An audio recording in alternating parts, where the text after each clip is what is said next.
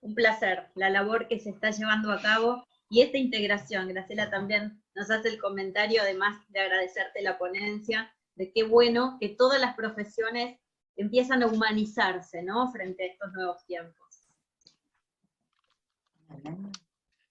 Sí, la verdad que sí, todas las profesiones, así como lo decimos, que estamos, cuando hablamos de derecho sistémico, estamos hablando donde están participando diferentes profesiones. Traigo a recuerdo haber hablado de quién trajo el derecho sistémico de la mano de una amiga, y en este momento que se dedica a la profesión de psicóloga, Gladys Marí, hacia lo interdisciplinario. Hay trabajadores sociales en nuestro instituto, hay de diferentes profesiones y trabajadores y jueces en este momento que están participando en el instituto. Hay una jueza de familia, hay consejeros, hay trabajadores sociales, psicólogos, miembros del Poder Judicial, como así también tenemos trabajando dentro de lo que es este nuevo conocimiento, y que también nos están transfiriendo, porque hace rato que lo vienen aplicando, trabajadores sociales que están a cargo de chicos que en la vida no les fue bien con sus padres y necesitan lugares donde vivir. Estamos trabajando arduamente para que incorporar este conocimiento con un arco amplio interdisciplinario, que es lo que hace a la apertura en sí mismo de lo que es el derecho sistémico. Y sobre todo de nuestro... Exactamente. Vamos a darle el pase a Maribel, que quiere hacerte una pregunta. Maribel. Por favor. Buenos días, doctor. Muchas gracias. Antes que todo, Buenos días, Maribel. mis más sinceras felicitaciones. De verdad, un abrazo inmenso desde Boyacá, Colombia, San Miguel de Sema, mi bello municipio. Y nuestro agradecimiento en nombre de la mujer rural y de todos nuestros orgullosamente campesinos. Yo siempre he tenido como una inquietud, ¿no? ¿Verdad? En temas de leyes estoy completamente nula. Sé lo que tengo que saber y ahorita soy concejala de mi municipio, entonces me ha tocado aprender muchísimo de esto. Pero en todas las profesiones, pues están regidas desde las distintas leyes, pero en el liderazgo existen muchos vacíos jurídicos. Mi pregunta es, ¿debe el líder social regirse por alguna ley en especial? Nosotros como líderes tenemos muchísimas cosas que resolver ante una comunidad, pero en realidad este tema legal nos deja muchos vacíos y cada vez nos toca prepararnos más, pero pues tenemos muchísimos vacíos jurídicos. Ustedes como abogados conocen bastante de este tema. Quisiera que nos enfocara un poquitico el tema de las leyes hacia el liderazgo. Yo lo que le diría, no como consejo, sino por una cuestión de práctica del derecho a través de los años. El derecho se forma en su mayoría por lo que conocemos nada más y nada menos que lo más común que usamos en la vida, y que es nuestro sentido común. Con eso se nutre la aplicación del derecho, en la aplicación del sentido común. Está bien que entendamos que el sentido común hace 1000 años, en el derecho romano, era que estaba bien lo que decía el pater familiam, donde decía: yo decido sobre la vida de mis esclavos, sobre la vida de mi familia, y ese era el sentido común contemporáneo. Si lo analizamos con nuestra mirada, seríamos anacrónicos. Tenemos que analizarlo hoy en día, lo que son los conflictos actuales con el sentido común actual. Por eso, una de nuestras mayores guías es el sentido común. Y yo le diría de que en esos vacíos legales, que siempre el derecho dice que, bueno, todos los jueces están obligados a dictar fallo, aplicar lo que es las leyes naturales y después posteriormente la analogía de los otros derechos, el derecho internacional, que hoy en día nosotros tenemos la Declaración Universal de los Derechos Humanos, pero la mayoría de todas estas normas tienen una cuestión en común. Valga la redundancia, el sentido común. Así que si le sirve, hay ahí una cuestión que, bueno, como herramienta puede ser muy útil. Muchas consultas, Alberto, para poder acercarse y sumarse a esta labor con ustedes. Bueno, no sé si hay algún medio que podamos posteriormente acercarles a los participantes y, bueno, y evaluar, por supuesto, desde el CAM esa posibilidad, ¿verdad?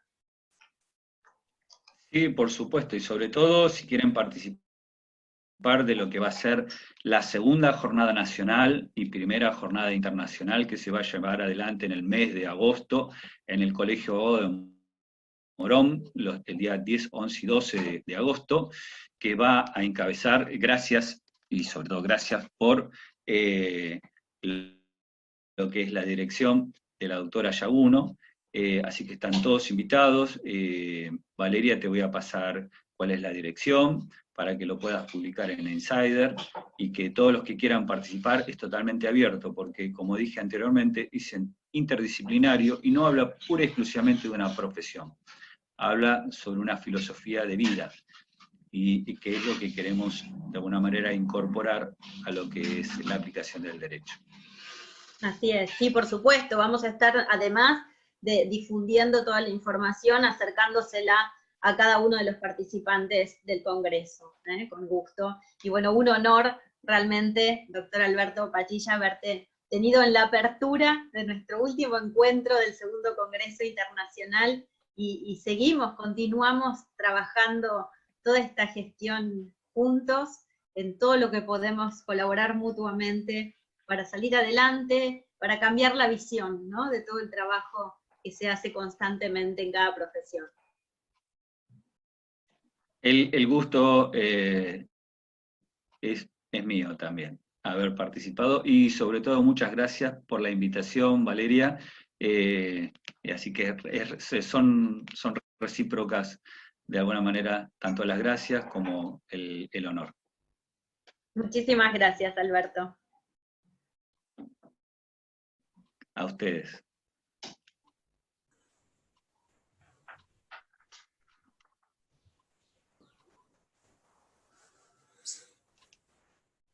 Bueno, continuamos, ahí lo estoy viendo, al psicólogo Marco Betocchi.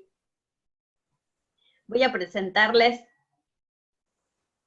a Marco, por supuesto. Marco nos ha acompañado durante el primer congreso también. El licenciado Marco Betocchi, de Italia, es psicólogo, life coach, neurocientífico especializado en psicología del lenguaje y la comunicación, docente en Mejorarte, Escuela Profesional de Coaching, conferencista y autor del libro La Conciencia Neural. El tema que nos trae hoy Marco es el poder del enojo productivo. Marco, qué título, ¿eh? ¿Cómo hacemos para sacar productividad desde el enojo? Súper interesante el tema de hoy que nos trae el licenciado Marco Betocchi. Bienvenido, Marco. Muchas gracias, Valeria, muchas gracias, Insider, y todas las personas que están conectadas. Ya no te puedes liberar de mí, y yo siempre voy a estar en tus congresos con tema nuevo. En este caso, vamos a profundizar un poco el tema que hemos tratado la otra vez. La otra vez hemos hablado de la inteligencia emocional, del autoliderazgo, de cómo podemos administrar nuestras emociones para generar resultados. Y en este caso vamos a hacer algo más específico, vamos a hablar un poco del enojo. ¿Y por qué vamos a hablar del enojo? Porque últimamente, con el hecho que hemos estado en lockdown, cerrados en nuestras casas, la emoción que ha sido un poco más amplificada. Entonces, como yo dicto consulta y sesiones, me he dado cuenta que hay una necesidad muy fuerte en este momento poder trabajar un poco en lo que es el enojo. Entonces vamos a tener como 45 minutos donde vamos a hablar de este tema. Ahora le voy a compartir mi presentación para que puedan tener una idea y seguirme por este medio. Entonces, de frente, ya. Entonces, si todo está bien, seguimos adelante con este tema. Hoy yo quiero rever un poco lo que es el autoliderazgo emocional, el modelo PEER para obtener resultado, porque no todo estaban presente en las clases anteriores, en la ponencia anterior. Entonces, quiero refrescar un poco la memoria con respecto a lo que yo le estaba tratando. Vamos a hacerlo con una historia, que en este caso es la historia de Walt Disney, que a un cierto momento él era una persona muy creativa, dibujaba mucho, pero decide de generar una ciudad para la familia, para la felicidad, para que todos puedan estar felices juntos. Entonces, esta es una grande idea que tiene al comienzo. Y esta es la primera parte, la creatividad, el pensamiento. Viene una segunda parte, donde viene la parte de la emoción. Entonces, él involucra a otra persona en este proyecto. Entonces va con un team de trabajo, comparte y de esta emoción, que es la segunda parte, viene la tercera, que es el plan de acción. Entonces empiezan a construir, a realizar esta obra. En el camino el señor Walt Disney muere, pero su proyecto sigue adelante y al final nosotros hoy tenemos en todo el mundo parque de diversiones Walt Disney, tanto en Estados Unidos como en Europa, y tenemos muchas familias que están felices de ir en estos lugares. Entonces, ¿cuál es la moraleja de esta historia? Es que si nosotros queremos generar un resultado, en este caso un parque de diversión, tenemos que empezar de una idea, de emocionarnos con esta idea, de involucrar a otra persona en esta idea y al final llegar a un plan de acción. Y así como una fórmula matemática se genera un resultado. Esto quiere decir que no es la frase como muchas veces se escucha, conocer es poder. Conocer es la primera parte de la creatividad. Tampoco es querer el poder. No es suficiente tener una buena voluntad, una buena fuerza emocional. Lo que sí es poder es actuar. Quiere decir que si nosotros ponemos un plan de acción, al final el resultado se va a dar. Vamos hoy a ver entonces cómo este mismo esquema lo podemos ver como un árbol. En la vez pasada yo hablé mucho del hecho que nosotros al final somos como un árbol. Prácticamente siempre se habla del árbol como un símbolo de la vida.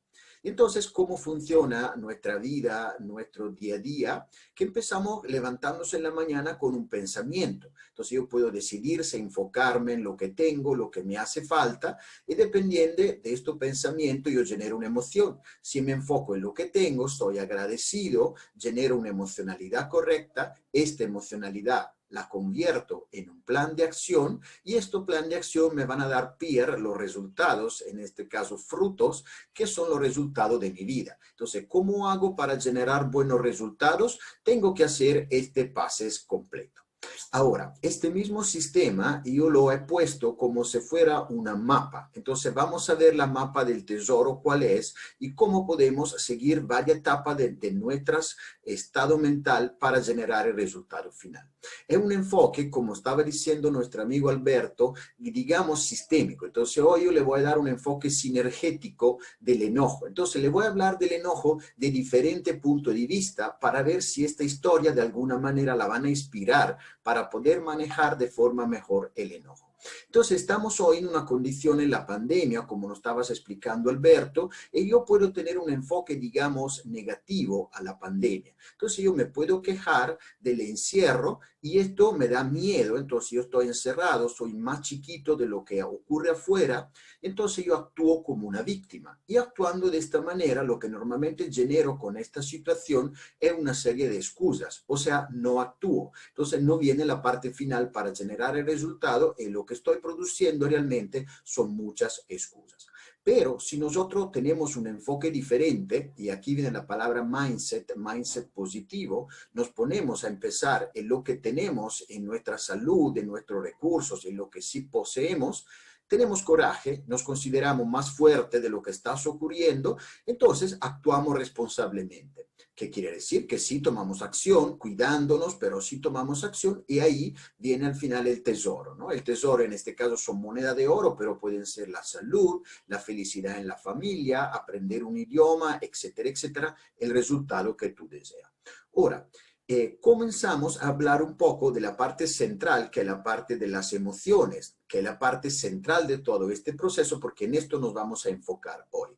A veces una oportunidad viene disfrazada de un problema. Entonces, supongamos, este congreso al cual yo soy feliz hoy de poder participar y compartir con ustedes es una oportunidad que ha salido de un problema, que ha sido disfrazada de un problema porque estamos en la pandemia. Entonces, como no se puede hacer un congreso presencial, en este caso lo estamos haciendo online. El primer congreso ha sido un gran éxito, gracias a Valeria, y ahora vamos a tener otro congreso más. Entonces, disfrazado desde el problema pandemia, estamos teniendo una oportunidad de aprender online.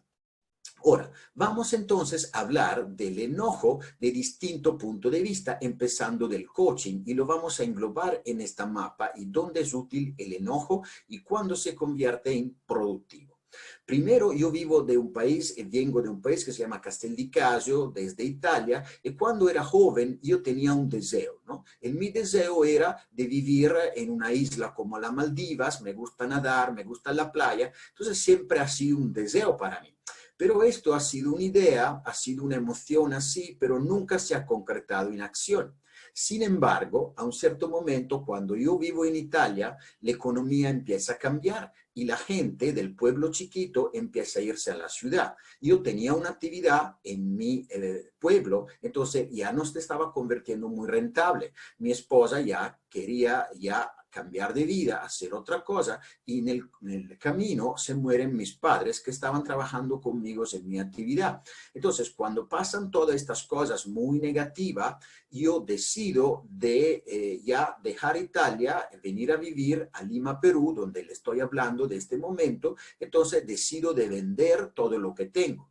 Pero como en un sistema cerrado el pueblo, la gente me decía, no puede hacerlo, no va a lograr vender, no vas a poder vivir en otro lugar. Entonces, esto a mí me ha cargado de lo que sí se llama enojo productivo. Entonces decido, no, tomo la decisión y al final llevo 5 años viviendo aquí en Lima. Entonces, hoy quiero que todo el mundo entienda la diferencia entre el deseo y una decisión, porque yo soy un coach y muchas veces las personas vienen en sesión de coaching con mucho deseo, pero con pocas decisiones. Por ejemplo, todos quieren llegar a su peso ideal, entonces este es un deseo, sobre todo ahora que hemos comido un poco más estando encerrado. Pero ¿quién realmente está tomando la decisión de poder bajar de peso y lograr su peso ideal? No son muchos, y esto me doy cuenta en la sesión de coaching. Por esto estoy indagando qué poder tiene el enojo para podernos ayudar a conseguir nuestro resultado. Entonces, ¿qué quiere decir el enojo productivo? Quiere decir un impulso, una emocionalidad que te ayuda a transformar un deseo en una decisión. Entonces, yo tengo el deseo de bajar de peso, pero se está convirtiendo en un deseo. Hasta cuando una persona por la calle me dice gordo, entonces yo, dependiendo de lo que escucho, me enojo y voy a utilizar este enojo para transformar lo que es un deseo en una decisión. Y una decisión se toma en un segundo. Mi decisión de cambiar de vida le tomé no en un segundo, pero en algunas horas, y al final los efectos duran por toda la vida. Entonces, vamos a ver, pero qué pasa cuando una persona toma una decisión y al final no logra cumplir con su resultado, no logra bajar de peso. Evidentemente, yo me he dado cuenta en mis sesiones de coaching que el compromiso es como una cadena que tiene como 3 áreas fuertes. Y esta cadena tiene el primer anillo, que es lo que pensamos, el anillo de la emocionalidad y al final el anillo de la acción. Y hoy nos enfocamos en el anillo central. ¿Por qué? Porque sabemos que una cadena es tan fuerte como su eslabón más débil. Entonces, normalmente la cadena se rompe en el anillo más débil. Pero cuando yo estoy dando mis sesiones de coaching, me he dado cuenta que normalmente el anillo más débil es la emoción. O sea, muchas veces a la gente le falta la automotivación, le falta la energía suficiente, porque una emoción es energía y movimiento que le permite llevar a cabo la solución que quiere llevar. Entonces, vamos a ver hoy cuál es el viaje que nos lleva desde víctima a lo que es el protagonista, que normalmente es el viaje del héroe. ¿Qué es este viaje del héroe? Prácticamente cuando yo empecé de Castelldecasios, empecé como víctima de la situación que no me gustaba, etc. Y entonces, cuando empiezo el viaje, tengo como lo que se llama las 5 etapas del luto, ¿no? Entonces empiezo con un momento de crisis. Yo veo que mi vida no me gusta. Al comienzo estoy negando que es así, pero mi esposa me hace ver la cosa de forma diferente, mis amigos me lo están comunicando, hasta que yo no me enojo y me deprimo por lo que estoy viviendo. Pero al mismo tiempo, este deseo de cambiar mi situación ha hecho que al final yo he podido aceptar la vida y me he convertido de víctima a una persona ordinaria, una persona que acepta la realidad que está viviendo. Y por último, he salido en la zona del aprendizaje y lo estoy viviendo como protagonista. Entonces, estoy muy feliz de estar haciendo la vida que estoy haciendo aquí en Lima, Perú. Mis amigos me ven en Facebook y me dicen que prácticamente soy otra persona, he tenido otra oportunidad en la vida, he empezado a vivir nuevamente. Entonces, esto hace que esta rabia que yo he tenido, este deseo de cambiar mi situación, lo he podido transformar en algo productivo en mi vida. Entonces, el enojo productivo, prácticamente, como dicen los americanos, se llama el secret sauce, o sea, el ingrediente secreto para el éxito. Entonces, ¿cómo nosotros logramos el éxito? Si simplemente podemos tener una fuerza un poco extra.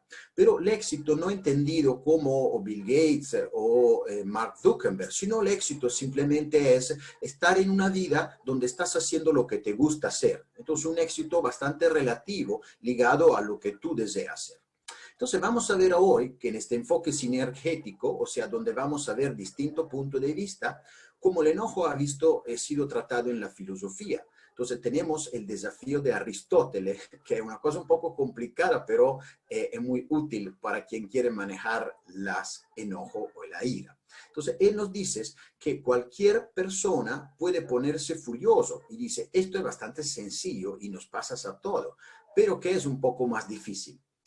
Estar furioso con la persona correcta, en la intensidad correcta, en el momento correcto, por el motivo correcto, de la forma correcta. Y todo esto no es fácil. Hay muchos correctos en esta frase, pero de esto se trata. Primero nosotros, si alguien nos hace enojar, nos cargamos de energía, tenemos que dirigirla a la persona que nos está haciendo enojar y no a nuestros familiares con la cual en este momento estamos viviendo. Entonces, si algo a mí no me gusta en el trabajo, salgo del cuarto y voy donde mi esposa y mis hijos y me grito con ellos o me lamento con ellos, estoy haciendo algo que la persona no es correcta.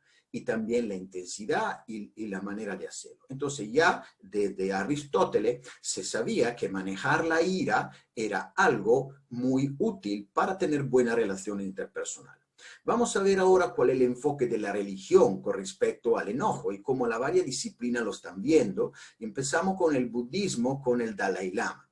Entonces, recientemente estoy viendo un video donde un joven le pide al Dalai Lama qué hace él para manejar el enojo. Entonces, él, primera consulta, primera respuesta, dice, yo grito, haciendo entender, creando un contexto que él es como todo lo demás, que se está enojando y simplemente dice que levanta la voz. Pero después de esto le dije, mira, yo te comento una historia para que tú entiendas cuánto el enojo puede ser útil o improductivo. Entonces él comenta esta historia que cuando se iba a dar una conferencia con su chofer, en un cierto momento el carro se malogra.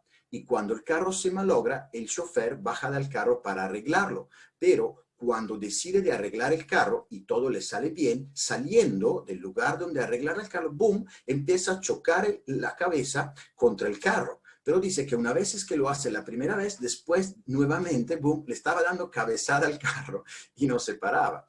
Entonces, él explica que esto es lo que no hace es hacer el enojo. Entonces, yo me cargo de energía, la descargo de una manera, pero muchas veces lo hago de forma improductiva y esto lo hago en contra de mí.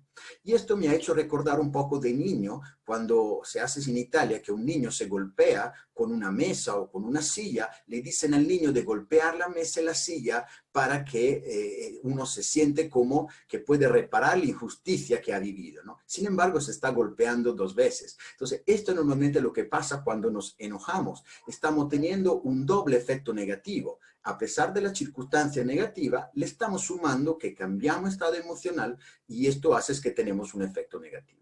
La misma pregunta la han hecho a un otro gurú que me está encantando mucho en este momento de mi vida, que se llama Sadhguru, que es otro sabio que le han hecho la misma pregunta. Y le han dicho, pero en este caso un estudiante, yo me enojo, entonces, ¿cómo puedo controlar este enojo? Y entonces Sadhguru le contesta a este estudiante, pero tú has dicho bien, tú te enojas, o sea, tú decides de enojarte. Entonces dice, tú no puedes controlar lo que está fuera de ti, pero sí lo que puede controlar lo que está dentro de tu cuerpo, porque esto es tu responsabilidad.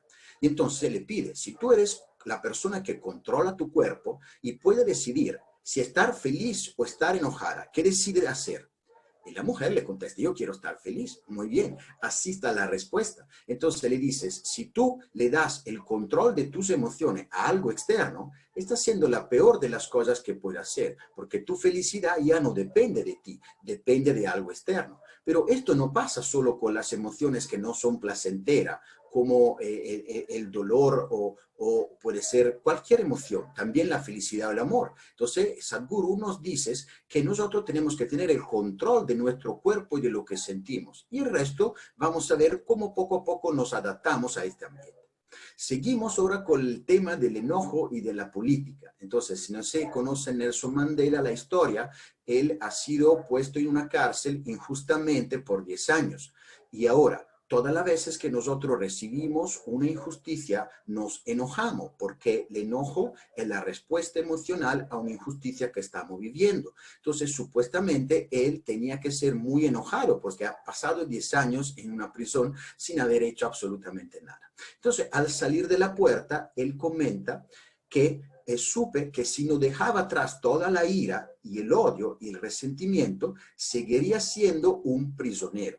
Entonces, él nos dice que si él se salía odiando a sus personas que le habían puesto en la cárcel, seguía encarcelado. Entonces, mismo Nelson Mandela ha podido poner este enojo, esta frustración que ha vivido a servicio de la comunidad, porque él ha estudiado, ha hecho carta, ha hecho un movimiento político, al final ha sido presidente y ha podido cambiar después la circunstancia, pero poniendo a servicio de sus resultados lo que es el enojo. Vamos a ver ahora el enojo en la psicología, que es el enfoque más cercano a mí, que vemos nuestro amigo Daniel Goleman, que ha escrito un libro de inteligencia emocional, y él nos dice que la habilidad de hacer y no actuar, o sea, de no esperar, es tener una pausa después de un estímulo a la acción, es la habilidad fundamental de este tiempo. Y efectivamente es la habilidad fundamental de cómo nosotros podemos manejar nuestra ira. Porque tenemos que poner una pausa entre un estímulo que vivimos, algo que nos hace enfadar, y la acción que después tomamos. Es ahí donde decidimos si nuestro enojo, que es una situación supernatural, va a ser productivo o va a ser improductivo. Pero para acordarnos esto, en este libro fantástico que les sugiero de leer, él nos cuenta una historia que tiene que ver con el enojo del samurái y del maestro Zen. En un cierto momento hay un samurái que decide conocer cuál es el secreto de la felicidad y del paraíso y del infierno. Entonces va en un monte y va a hablar con un maestro Zen que era el más conocido de la época. Sube al monte, va donde el maestro, se inclina, se sienta y le dice, señor maestro, usted que lo sabe todo, por favor me explique la diferencia entre el paraíso y el infierno. Entonces el maestro lo mira bien, lo mira por todos lados y le dice, disculpe, señor samurái, pero usted no es suficientemente inteligente para entender lo que yo le puedo explicar. Entonces el samurái, cuando se siente ofendido, entonces recibe esta injusticia por parte del maestro Zen, agarra su espada, la empieza a poner arriba y la va a poner en su cuello para cortarle la cabeza porque le ha faltado respeto. Y en este momento, antes que está por golpearlo, el maestro lo mira y le dice, esto es el infierno. Como el samurái se da cuenta que le estaba dando la explicación que él le había pedido, reconoce lo que había hecho el maestro, entonces se pone en esta posición y le dice, gracias señor maestro por lo que usted me está explicando.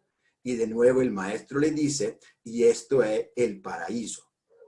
Entonces, por el maestro Zen era bastante claro lo que era el infierno, el paraíso, y ha hecho todo esto para explicarlo al samurái. O sea, el infierno es cuando tú pierdes el control de tus emociones y esto va a ser el enojo disruptivo, el enojo improductivo. Sin embargo, el paraíso es cuando tú tienes el control de lo que te pasa, de tus emociones, y entonces lo pone a servicio del agradecimiento y lo comunica de la mejor manera. Entonces, hasta este momento han visto que todos los enfoques que tenemos de la política, de la filosofía, de la psicología y del coaching siempre llegan a lo mismo, que si yo logro controlar la energía de mis emociones y la pongo a servicio de mis acciones, es ahí donde se da la magia y donde se dan los resultados. Vamos ahora a ver el enfoque médico de lo que es la ira. Habrán personas conectadas que sienten que están teniendo ira. Entonces, ¿qué se puede ver en esta fotografía? Una persona que tiene ira. Y una persona que tiene ira, están viendo que está mostrando los dientes porque lo que quiere morder. Se están viendo la vena del cuello porque está pompeando sangre a todo el cuerpo. Se están anchando las narices porque está respirando más fuerte. Entonces, ¿qué sabemos? Que cuando uno está enojado, la primera cosa que hace el corazón se acelera y aumenta la sangre en todo el cuerpo porque se está preparando a una acción. Ahora, todas las veces que mueve la circulación de la sangre en nuestro cuerpo, cambia nuestra respiración, porque la sangre necesita de oxígeno. Entonces, todas las emociones que tenemos tienen un cambio de la respiración típico, fisiológico, ligado a dónde se está moviendo la sangre. Entonces, cuando yo estoy en ira, todo mi cuerpo se activa para actuar y entonces necesita de mucho oxígeno y ahí donde yo pierdo el control de mi respiración. Entonces, se desata cuando existe algo que yo percibo como una amenaza, percibo como una agresión y en particular yo lo vivo como una injusticia. Se activa una función del cerebro primitivo que se llama fight or fly. Quiere decir que el cuerpo se prepara físicamente a hacer dos cosas. A pelear si tú te consideras más fuerte del enemigo y a irte, flight, volar afuera, si tú te consideras más débil del enemigo. Pero en ambos casos, la primera respuesta fisiológica que se activa con adrenalina, con cortisol, con una serie de sustancias bioquímicas, te da una fuerza increíble. Y en este momento tú tienes la fuerza que ningún otro momento de tu vida tiene. Pero esto es una defensa que ha llegado a nosotros por un tema evolutivo. Cuando estás en este momento, tú tienes que dejar de pensar y tienes que empezar a luchar. Por eso la ira es una emoción que difícilmente se puede dominar cuando está ya en este punto, nivel más alto, porque lo que tu cuerpo necesita es no pensar en nada por la pelea y para ganar la pelea. Entonces ya no te da la sensibilidad a la emoción del otro, simplemente tú vas para hacerle daño, porque este mecanismo funciona que uno de los dos vas a sobrevivir en la pelea. Por último, la sangre, donde fluye, fluye en la mano porque lo vamos a golpear, fluye en la cara, se arman los hormonas y entonces tenemos una serie de activaciones fisiológicas. Ahora, esto que pueden ver en esta imagen es cómo la sangre se va a mover en nuestro cuerpo. Entonces, siempre la sangre está ocupando prácticamente todo nuestro espacio. Y cuando nosotros tenemos adrenalina, que es una sustancia que nos da mucha fuerza, esta va en circulación en todo el cuerpo y nos permite tener una fuerza en estos momentos que nunca más vamos a tener en nuestra vida. Entonces, cada una de las emociones que tenemos prepara el cuerpo a una actividad diferente y por eso tenemos una respiración diferente. Entonces, el odio y la ira nos preparan a actuar, la vergüenza a otra cosa. Pero todo este flujo sanguíneo y energía ha sido medido, tanto que han visto con una sorta de electroscopio, o sea, han visto la temperatura de la persona y han visto qué pasa. Cuando yo tengo un color cálido, yo estoy teniendo sangre y energía. Cuando tengo un color frío, es que porque ahí no hay sangre.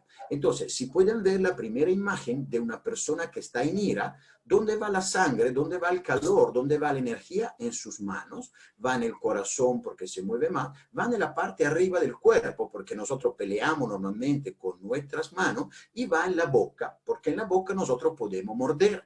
Pero cuando tenemos miedo, que normalmente es la función inversa, cuando yo considero que la amenaza es más fuerte de yo me paralizo y no me muevo, porque evolutivamente pararse hace que el enemigo a veces no te está viendo. Y así puede ver todas las emociones. Por ejemplo, la depresión, cuando yo estoy deprimido no tengo energía. Y en cambio, cuando estoy feliz, tengo mucha energía.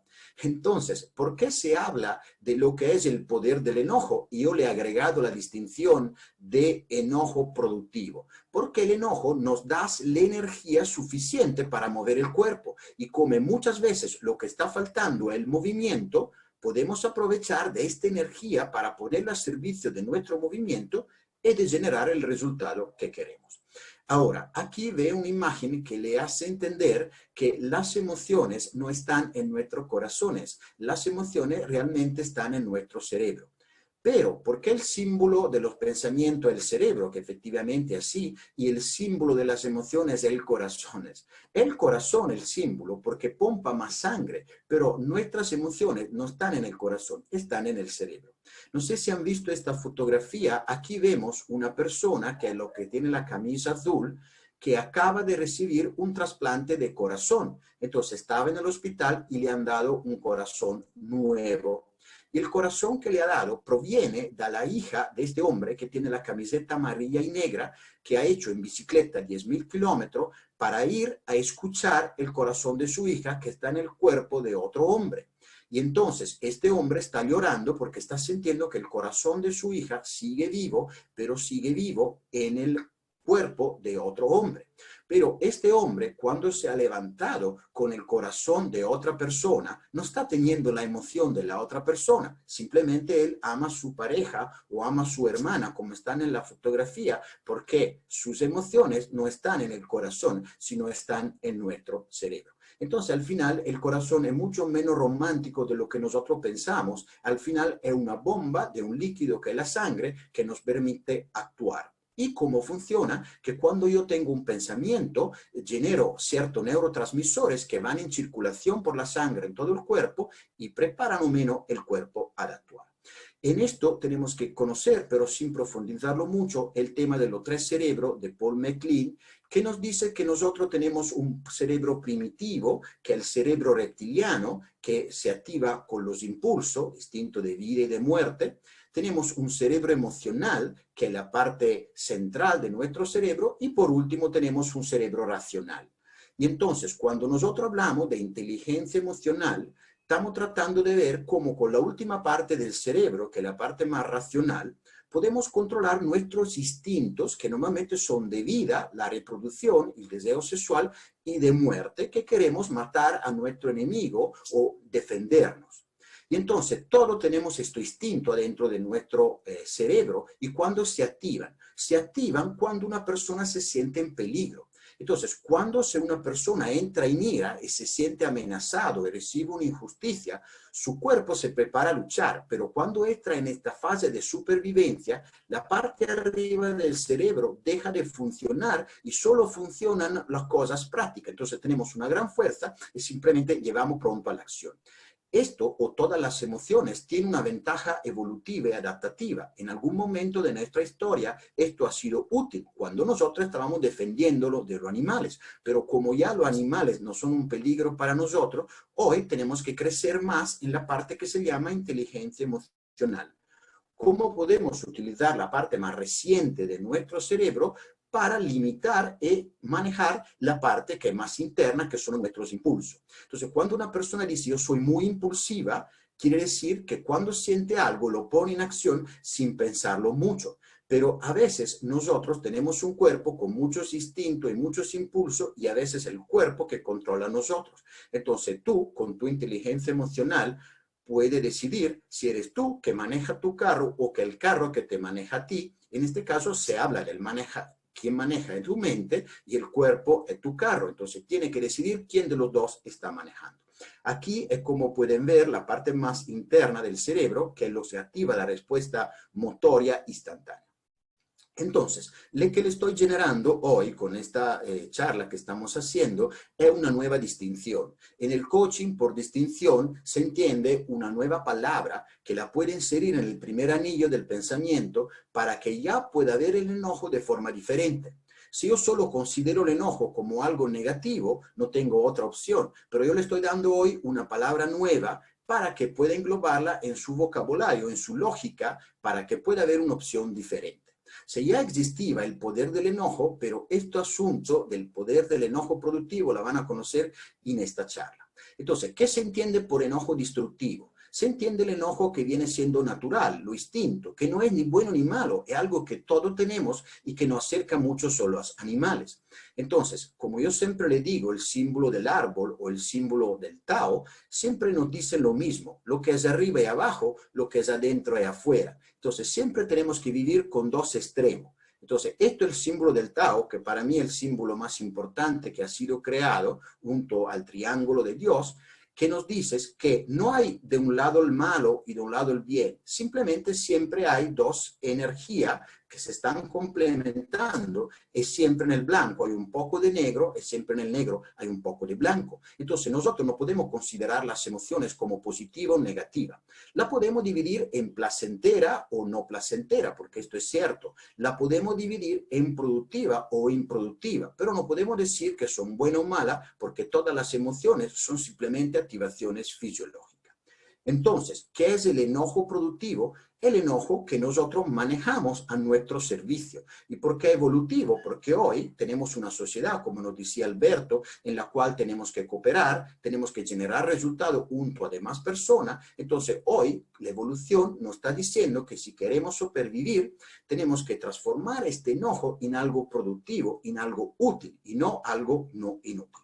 Ahora, todos recientemente hemos visto la protesta que viene de Estados Unidos. Entonces, una persona ha perdido la vida por otra persona, ¿ok? Entonces, claramente esto se vive como una injusticia, pero esto genera un cierto enojo. Pero nosotros tenemos que encanalar este enojo en dos direcciones. O tenemos un enojo destructivo y empezamos a romper ventana, a romper tienda, a hacer pagar precios a personas que no tienen nada que ver con esto, o podemos encanalarlo en alguna propuesta positiva, como Nelson Mandela, como Gandhi, de la no violencia, generando, sí. Entonces, sí podemos protestar porque no podemos tolerar que un hombre pueda perder la vida de esta manera, pero lo podemos hacer con un enojo productivo, sin dejar de utilizar el cerebro para administrar nuestras emociones.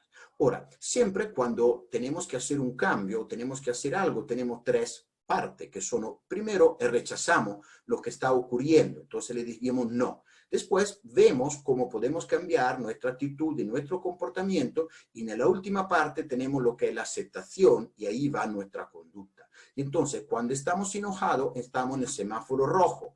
Todo lo rechazamos, todo es no, porque nosotros queremos pelear. Cuando nos tomamos un tiempo, vamos en la parte de la resistencia hasta llegar a la aceptación.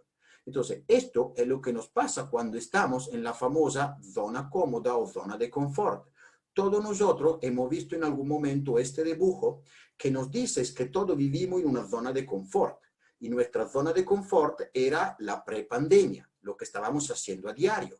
Pero en un cierto momento ha venido la zona roja, que ha venido la pandemia, una zona de miedo, donde no sabemos lo que va a pasar, cómo podemos contagiarnos, etc. Y entonces muchas personas han decidido de hacer el pase y pasar a su zona de aprendizaje y su zona de crecimiento y creatividad. Pero hay personas que se han quedado ahí, en su zona de confort, esperando que todo esto pase porque han tenido demasiado miedo. Teniendo miedo, no han roto esta barrera de los hábitos y siguen haciendo lo mismo, esperando que todo esto pueda pasar. Entonces, ¿cuál es la fuerza que nos hace transitar de la zona de confort a la zona de crecimiento? En muchas oportunidades puede ser la energía del enojo productivo. Puede ser que algo me molesta tanto, me genera una incomodidad tan fuerte que yo decido de no tener miedo. ¿Por qué no tengo miedo? Porque cuando estoy enojado, yo me siento más fuerte de mi enemigo. Entonces yo actúo a pesar de la circunstancia. Entonces, cuando yo estoy en Italia y decido de ir a vivir a Lima, yo actué sin miedo porque digo, ok, pase lo que pase, yo la voy a solucionar. Pero no tenía la idea clara de lo que iba a pasar. Y sin embargo, todas las personas me estaban diciendo de no hacerlo, etcétera, porque tenían miedo a lo que me podía ocurrir. Entonces, ¿cómo vamos a transformar el enojo destructivo en enojo productivo? Bueno, vamos a utilizar un método de 5 pasos, definitivo, así que van a aprenderlo hoy. Y les dejo con algo práctico al final de esta charla. Primera cosa, identifica por qué te sientes así. ¿Qué es lo que te está haciendo enojar? Y normalmente una injusticia. Entonces, ve a ver cuál es la injusticia que te está haciendo enojar. Punto 2. Haz una lista de las posibles opciones de respuesta. ¿Qué hago? ¿Rompo una vetrina, rompo una máquina, golpeo a un policía o veo de hacer un artículo o de hacer una protesta de otra manera? ¿Qué opciones tengo? 3. Elige de toda esta función la mejor, la que te va a dar mejor resultado. Y ahí es donde hay el pase entre un enojo destructivo a un enojo productivo. Toma una decisión, la más productiva de todo lo que te ocurre, y por último, lo puede implementar y aprender de lo que ha ocurrido. O sea, si te está funcionando este sistema, si las cosas te están saliendo bien, entonces aprende a gestionar tu enojo y lo vas a utilizar la segunda vez con lo que aprendiste. Entonces ya está en tu zona de aprendizaje, está en la zona verde, porque ya pasaste el rojo y el amarillo. Entonces, esto es el semáforo del enojo productivo. Cuando algo te pasa que te molesta, primero detente, reconoce que siente y respira. Y ahora sabe por qué tiene que respirar. Porque si tú respiras, le está diciendo a tu cerebro que no hay nada en peligro. Tu cerebro no está en peligro, entonces va a desactivar esta función de alarma. Es como apagar la alarma de antiincendio. Le está diciendo, no pasa nada, estamos respirando con calma, entonces déjame a mí manejar. Entonces, esta es la primera parte. ¿Y por qué tiene que controlar la respiración? Porque hemos dicho que todas las emociones cambian con un cambio de respiración. Entonces, quien controla su respiración, efectivamente controla su mente, que controla sus emociones y sus resultados. Piensa lo que te causa la emoción, decide cómo reaccionar y solo al final, cuando ya decidiste y ya pasaste todo el proceso, entra en la zona verde y pone en práctica. Claramente, este enojo tiene que salir de tu cuerpo. Entonces, algo tiene que hacer, porque si no, esta energía se queda acumulada en tu cuerpo. Lo que tiene que controlar, hemos dicho, es la respiración, con algunas prácticas que puedes ver en internet, porque si controla tu respiración, controla tu mente. Entonces, el mindfulness, que estar consciente de muchas cosas, pero en particular de nuestra respiración, nos dice que en un día respiramos 22.000 veces, pero de cuánto tú eres consciente, de cuánto estás haciendo esto de manera voluntaria, y ahí nacen toda la práctica meditativa de cualquier tipo de religión y de espiritualidad. Cuando hay dominado el arte de respirar, entonces tú puedes controlar que tu cuerpo le dice que no está en peligro. Y entonces hay como un sistema de 5 segundos, 7 segundos, pero esto no te lo voy a decir yo, no es el tiempo suficiente, pero en internet hay de todo con respecto al control de la respiración. Vamos a ver entonces cómo lo transformamos de destructivo a productivo. Primero, tiene que pensar que no tiene que rechazar lo que está viviendo. Entonces reconoce lo que vive, porque se lo esconde es peor. 2, tiene que tener autoliderazgo, tiene que administrar este enojo, porque si no se va a convertir en un dolor físico, dolor de cabeza, al cuello o de otra parte.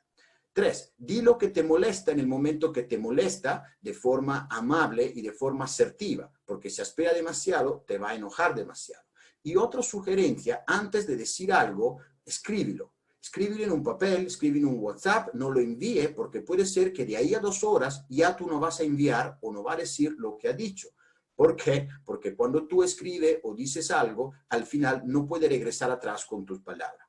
Entonces, ¿cómo transformar de nuevo esto? No uses malas palabras con tu pareja, con tus colaboradores, con cualquier persona, porque tu estado emocional puede cambiar, pero si tú ya vas con mala palabra, tú no puedes cambiar esta situación. Entonces, ¿cómo vas a explicar tu enojo? Demuéstralo, pero ábrete a una solución y no una discusión. Y por último, tienes que saber que tú o yo nos enfocamos por los hechos, sino por cómo lo pensamos de lo que está ocurriendo. Vamos a ver ahora ejemplo de enojo destructivo. Estamos en la parte final. Te voy a dejar algún ejemplo para que lo ponemos en práctica. Vamos a ver este ejemplo que ha pasado en el Mundial de Italia, el Mundial Italia-Francia 2006. Prácticamente ve un jugador que se llama Materazzi que le dice algo a Zidane acerca de su hermana y lo hace apósitamente para hacerlo enfadar. Pero Zidane se enoja realmente, pero de una forma destructiva. En un cierto momento le da una cabezada aquí en el pecho. Lo eliminan del partido, la Francia se queda con un jugador en menos, entonces esto ha sido un enojo destructivo por Zidane, porque si él se controlaba, podía haber vinto la Copa de Oro, y este es bueno para nosotros que somos italianos. Vamos a ver ahora en caso un cambio de enojo. Este es un enojo productivo, en cambio, un ejemplo que es lo que quiero que tú sigas en tu vida. Hay una mujer linda aquí de Suecia, que a un cierto momento se llama Angelica Bengtsson, que está haciendo una competencia. tiene 3 saltos, pero al primer salto se rompe el palo, ella se cae al suelo. Ahí como la pueden ver, primer salto se cae. Pero se enoja tanto que el segundo salto que ella da, lo da tan alto que gana la medalla de oro por su país. Entonces, él transforma un enojo que se ha roto la pértiga en algo productivo para ella. Vamos a ver otro ejemplo en los negocios. Este señor yo no lo conocía antes de esta exposición, se llama Jan Koum, del 76, y este señor es un experto informático y va donde Twitter, y Twitter le dice que no puede trabajar con ellos. Entonces va donde Facebook, quiere trabajar por Facebook, pero le dice que no está preparado para trabajar en Facebook. Entonces él como se enoja, dice, no, yo ahora se lo voy a demostrar lo que estoy capaz de hacer, y genera WhatsApp. Y WhatsApp es la herramienta que todo el mundo utiliza, y al final se la vende a Facebook por 19 millones de dólares. Entonces se lo va a vender por un montón de dinero. Entonces él ha transformado en un negocio su enojo en algo que sí lo ha generado grandes resultados. Pero vamos ahora al ejemplo final. ¿Por qué? Porque así te vas a inspirar para hacer que sea productivo tu enojo. Este señor, yo no sabía quién eras, pero este señor se llama Reed Artin y su historia tiene que ver con todos nosotros. Este señor, a un cierto momento, en el 1996, alquila una película, que era una película muy famosa en este año, que se llamaba Apolo 13. Cuando él va a devolver la película a Blockbuster, porque la estaba alquilando por día, lo hace con un día de retrasos y Blockbuster le cobra $40. Pero Reed dice, no, esto no va conmigo, y se enoja, dice, ¿cómo van a cobrarme a mí $40 por algún día que me olvidé esta cassette? Entonces él tiene una idea y decide de generar a Netflix un sistema que va a dar el delivery de la película, que llega directamente a su casa. Entonces este enojo productivo hace que él genere Netflix en 1997. Ya ves cuántos años está teniendo Netflix. Y después empieza a proponerlo cuando ya está funcionando a Blockbuster. Y se lo quiere vender por 50 millones de dólares. Pero cuando vas a Blockbuster, se ríen de él. Y entonces, de nuevo, él se enoja. Y entonces, en el 2010, Blockbuster cierra toda la tienda y cierra el negocio. Entonces, a Netflix, a este señor Reed, le va de esta manera. Y por última, Netflix hoy está cuotado en bolsa por 150 billones de dólares. Entonces, ya una cantidad de dólares que no se puede imaginar ni se puede escribir. Entonces, Blockbuster ha hecho 2 errores. El primero, no hacerle caso a la idea y segundo, cuando le ha ofrecido de comprarlo por 50 millones, era un súper afar, un súper negocio, pero ha decidido de no hacerlo. Entonces, este último ejemplo es lo que quiero que te quede más grabado en tu mente para que de ahora en adelante tú tengas una nueva distinción en tu mente y que pase lo que pases, tú puedes utilizar este estado emocional, tú puedes manejar teniendo autoliderazgo y poner esta energía a servicio de tus acciones para generar ¿qué? Lo que todos queremos, que son nuestros resultados. Entonces, con esto yo termino de compartir la pantalla y ahora quiero verla a ustedes. Si me quieren encontrar en las redes, me van a ver aquí en la página Facebook, Marco Betocchi, psicólogo life coach. Yo doy sesiones personalizadas, entonces ahí me pueden encontrar por más sugerencias. En mis redes yo pongo todas cosas positivas, entonces lo que les estoy comentando yo lo comparto video que no he podido ver al día de hoy. Vamos a dejar de compartir pantalla para verlo. Entonces, le pido por favor de hacerse ver cómo están, si todavía están ahí, si están enojados, si están relajados, con Valeria. No, que un genio, Marco Betocchi, realmente es un placer escuchar a Marco. Creo que se nos fue el enojo a todos, y si nos enojamos ya sabemos que puede ser productivo, es genial. Muy buen dato, muy buena info.